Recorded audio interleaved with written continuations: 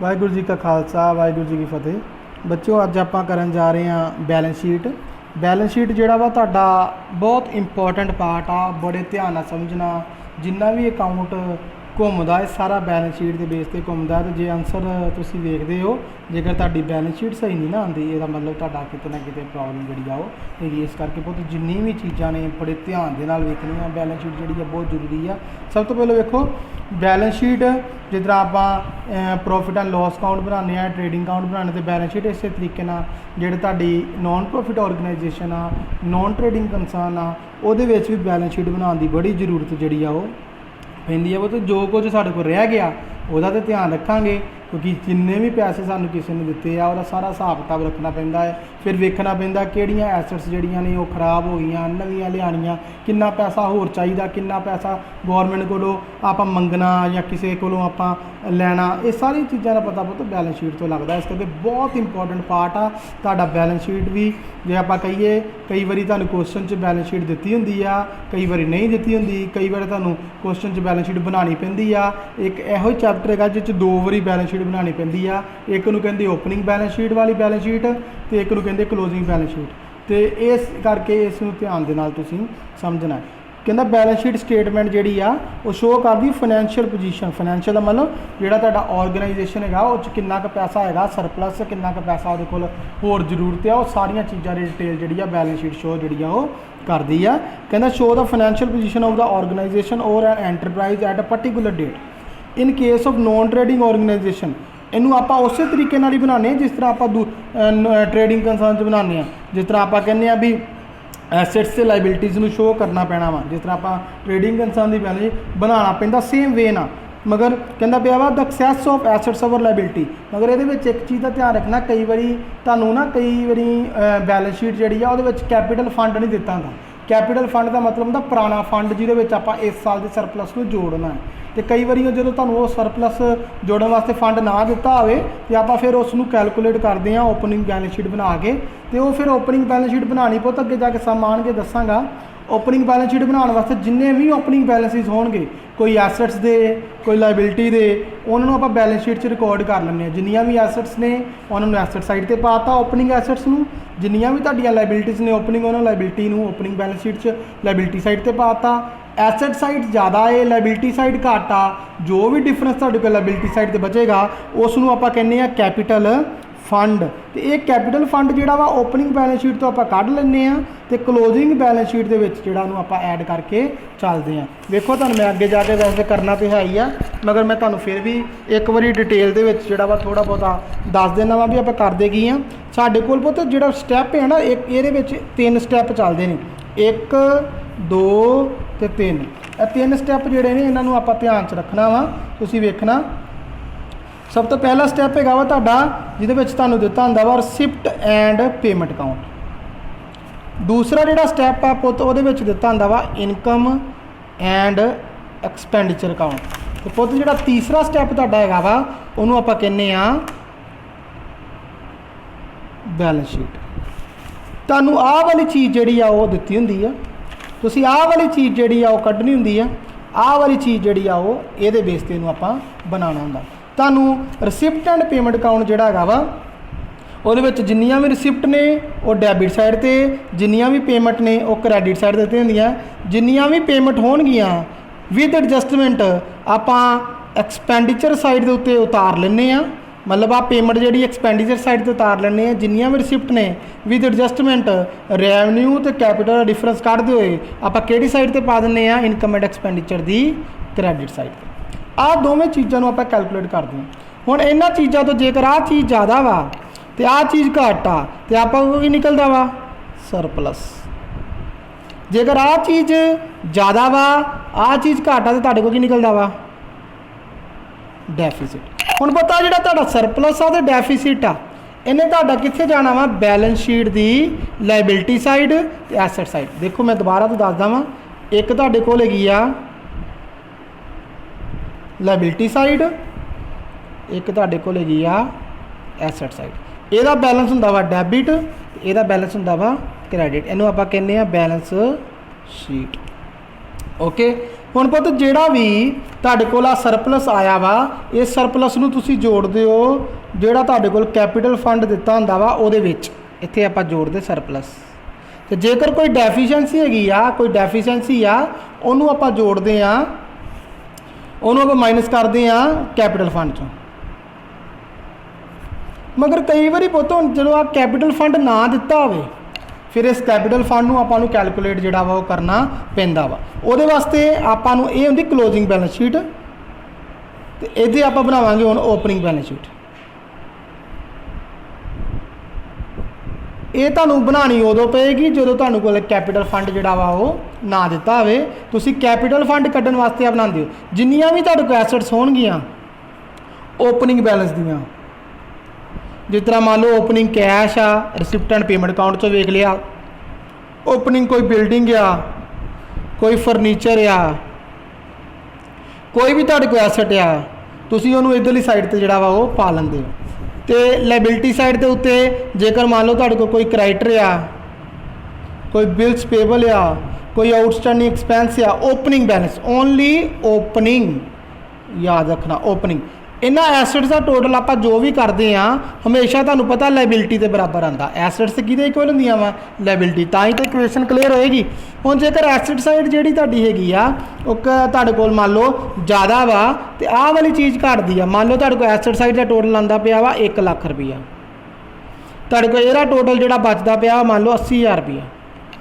1 लाख ते 80,000 जो भी डिफरेंस होएगा उहनूं आपां की लिख दिंदे फिर कैपीटल फंड वो कितना निकल आता तुहाडे कोल 20,000 इनू कहांगे आप बैलेंसिंग फिगर इसे 20,000 नूं पुत आप क्लोजिंग बैलेंस शीट दे विच लिखते हैं तो जो आप इनकम एंड एक्सपेंडिचर तो सरप्लस या डेफिसिट कमाया ये आप ऐड जोड़ा वो करते हैं जेकर कैपीटल फंड ना दिता हो तो ओपनिंग बैलेंस शीट बनानी पेगी जे कैपीटल फंड दिता तो ओपनिंग बैलेंस शीट बनाने की लोड़ नहीं है आप 3 स्टैप च रहना वा ये सानू गिवन होना वा ये आप कढ़ना वा ये भी आप जोड़ा कढ़ना वा इस करके बहुत बड़े ध्यान क्वेश्चन करना बड़ा इंपॉर्टेंट चैप्टर है पहलों ये एक 4 नंबर का क्वेश्चन आता सी एक नंबर का क्वेश्चन आता सी तो एक 2 नंबर का क्वेश्चन आता कम से कम 50 नंबर के विचों 6 तो 7 नंबर का पेपर जोड़ा चैप्टर चो आता सी तो हुण तुसीं वेखो पेपर 50 तो वध के 80 नंबर का हो गया तो इस चैप्टर जेकर 7 नंबर का 10 नंबर का पेपर घट्टो घट्ट इस चैप्टर चो आना इस करके बड़ा इंपॉर्टेंट चैप्टर आ ध्यान ना रखना तो भुलेखे भी इन्ने पैने इस चैप्टर च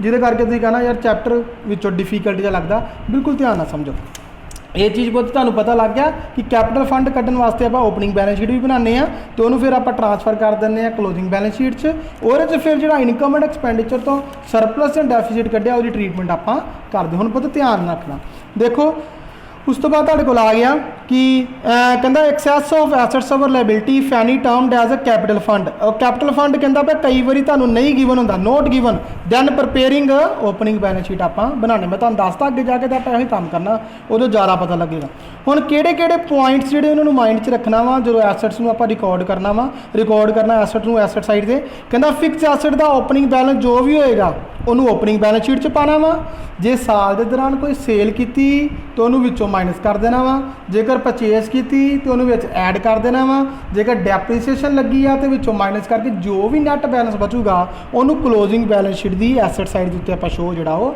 करना फिर बोलन लगा वा कि जो भी तुहाडी एसैट्स होणगियां जेकर ओपनिंग बैलेंस शीट च ओपनिंग बैलेंस हैगा सी एसैट का प्लस साल के दौरान रिसिप्ट एंड पेमेंट अकाउंट की क्रेडिट साइड से कोई एसैट खरीदी उन्होंने विच जोड़ लिया फिर उस तो बाद तीसरे नंबर के उत्ते जेकर आप कोई एसैट वेची उन्होंने भी की करता माइनस तो चौथे नंबर के उत्ते जेकर कोई भी तुहाडे कोल डेप्रीसीएशन लगी आ जो कि इनकम एंड एक्सपेंडिचर अकाउंट की आई आ उन्होंने तुसीं लैके तो तुसीं जिहड़ा वा शो कर देना जिस तरह मेरे कहने का बहुत मतलब है अगे जाके करना तो आप है ही आ मैं मगर फिर भी तुहानूं पॉइंट क्लीयर कर लेना मान लो तुहाडे कोल ओपनिंग बैलेंस शीट हैगी सी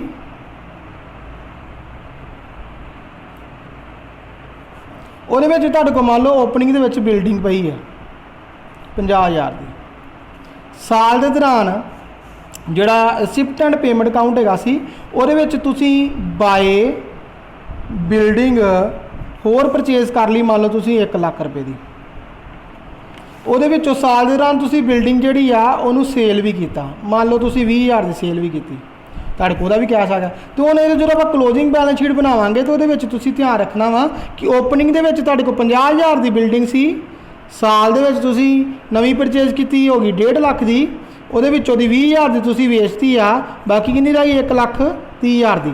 ਜੇਕਰ ਸਾਲ ਦੇ ਦੌਰਾਨ ਕੋਈ ਡੈਪਰੀਸੀਏਸ਼ਨ ਨਹੀਂ ਲੱਗੀ ਤੇ ਫਿਰ 1,30,000 ਆਪਾਂ ਮੇਨ ਬੈਲੈਂਸ ਲਿਖ ਦਾਂਗੇ। ਜੇ ਡੈਪਰੀਸੀਏਸ਼ਨ ਲੱਗੀ ਹੈ ਤਾਂ ਇਹਨੂੰ ਘਟਾ ਕੇ ਆਪਾਂ ਇੱਥੇ ਜਿਹੜਾ ਉਹ ਲਿਖਾਂਗੇ। ਇਸ ਚੀਜ਼ ਦਾ ਧਿਆਨ ਪੁੱਤ ਜਿਹੜਾ ਤੁਸੀਂ ਉਹ ਰੱਖਣਾ ਵਾ। ਕਹਿੰਦਾ ਪਿਆ ਵਾ ਕਿ ਡੈਪਰੀਸੀਏਸ਼ਨ ਜਿਹੜੀ ਚਾਰਜ ਕਰਕੇ ਮਾਈਨਸ ਕਰਕੇ ਤੁਸੀਂ ਕਲੋਜ਼ਿੰਗ ਬੈਲੈਂਸ ਸ਼ੀਟ 'ਚ ਪਾ ਦੇਣੀ। ਕਹਿੰਦਾ if any asset sold during the year, book value of asset sold deducted from the concern asset ਤੁਹਾਨੂੰ ਦੱਸਤਾ, ਤੇ ਡਿਫਰੈਂਸ ਬੁੱਕ ਵੈਲਿਊ ਜਾਂ ਐਕਚੁਅਲ ਸੇਲ ਪ੍ਰਾਈਸ ਦੇ ਵਿੱਚ ਜੇਕਰ ਕੋਈ ਲਾਸ ਆਉਂਦਾ ਪਿਆ ਵਾ ਜਾਂ ਕੋਈ ਪ੍ਰੋਫਿਟ ਆਉਂਦਾ ਉਹਨੂੰ ਇਨਕਮ ਐਂਡ ਐਕਸਪੈਂਡੀਚਰ 'ਚ ਪਾ ਦਾਂਗੇ। ਦੇਖੋ ਪੁੱਤ ਕੀ ਕਹਿਣ ਦਾ ਮਤਲਬ, ਮੰਨ ਲਓ ਕਿ ਤੁਸੀਂ 50,000 ਦੀ ਤੁਹਾਡੇ ਕੋਲ ਬਿਲਡਿੰਗ ਓਪਨਿੰਗ ਪਈ ਸੀ, ਲੱਖ ਰੁਪਏ ਦੀ ਤੁਸੀਂ ਹੋਰ ਖਰੀਦੀ, ਤੁਹਾਡੇ ਕੋਲ ਹੋਗੀ 1.5 ਲੱਖ ਦੀ। ਤੁਹਾਡੇ ਕੋਲ 1.5 ਲੱਖ ਦੀ ਬਿਲਡਿੰਗ ਪਈ ਸੀ ਜਿਹਦੇ ਵਿੱਚੋਂ ਮੰਨ ਲਓ ਤੁਸੀਂ ਸੇਲ ਕਰਤੀ 20,000 ਦੀ, ਤੁਹਾਡੇ ਕੋਲ ਬਿਲਡਿੰਗ ਕਿੰਨੇ ਦੀ ਰਹਿ ਗਈ 1,30,000 ਦੀ।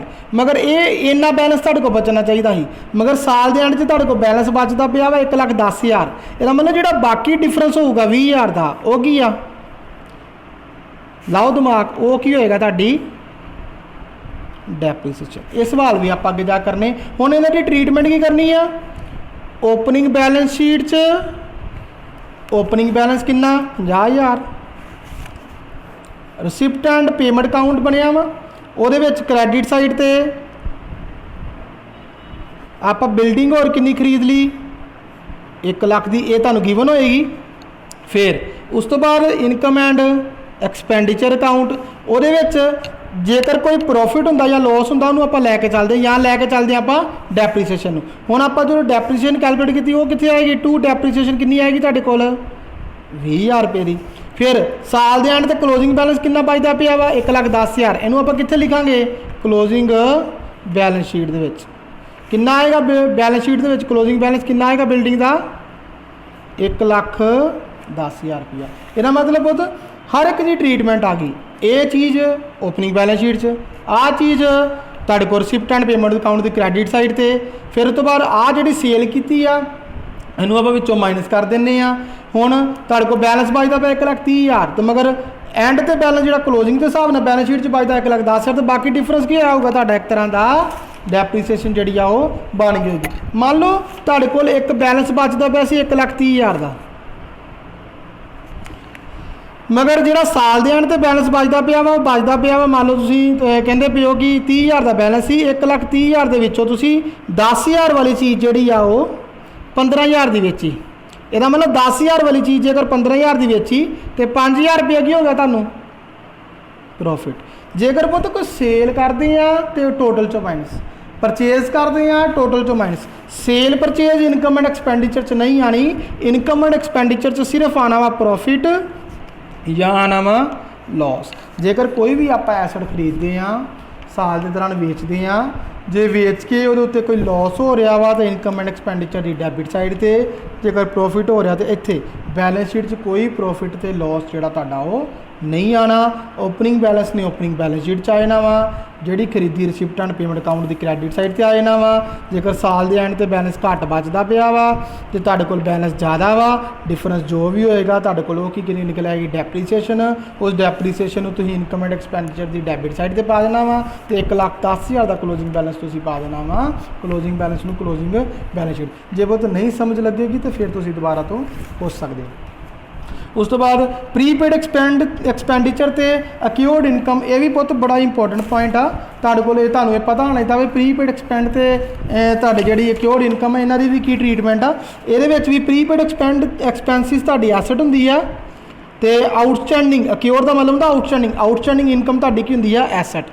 फिर उस तो बाद इन्हां नूं किहड़ी साइड ते शो करना तुसीं एसेट साइड ते। जेकर प्रीपेड एक्सपेंस कहंदा पिया वा तो अक्योर्ड इनकम बिगिनिंग आ तो ओपनिंग बैलेंस शीट से, क्लोजिंग आ तो क्लोजिंग बैलेंस शीट। जो ओपनिंग च होंगे तो asset side opening balance sheet पावांगे, जेकर क्लोजिंग बैलेंस आ तो क्लोजिंग बैलेंस शीट के पावांगे। उस तो बाद opening cash and bank balance जो भी रिसिप्ट एंड पेमेंट अकाउंट का उन्होंने उस तरीके नाल ट्रीट करांगे। जेकर ओपनिंग कैश आ तो ओपनिंग बैलेंस शीट आएगा, जेकर क्लोजिंग कैश आ तो क्लोजिंग बैलेंस शीट की एसेट साइड के उत्ते आएगा। बैलेंस कोई भी है तुहाडे कोल स्टॉक का, स्पोर्ट्स मटीरियल का, रिफ्रैशमेंट का, मैडिसिन का, स्टेशनरी का, ये सारे की ट्रीटमेंट आप किस तरह करनी है। ओपनिंग बैलेंसिस होंगे तो ओपनिंग बैलेंस शीट च, ਕਲੋਜ਼ਿੰਗ ਬੈਲੈਂਸਿਸ ਹੋਣਗੇ ਤੇ ਕਲੋਜ਼ਿੰਗ ਬੈਲੈਂਸ ਸ਼ੀਟ 'ਚ, ਤੇ ਜੇਕਰ ਸਾਲ ਦੇ ਦੌਰਾਨ ਕੁਝ ਵੀ ਕੰਜ਼ਿਊਮ ਕੀਤਾ ਹੈ ਤੇ ਉਹਨੂੰ ਆਪਾਂ ਕਿੱਥੇ ਪਾਵਾਂਗੇ,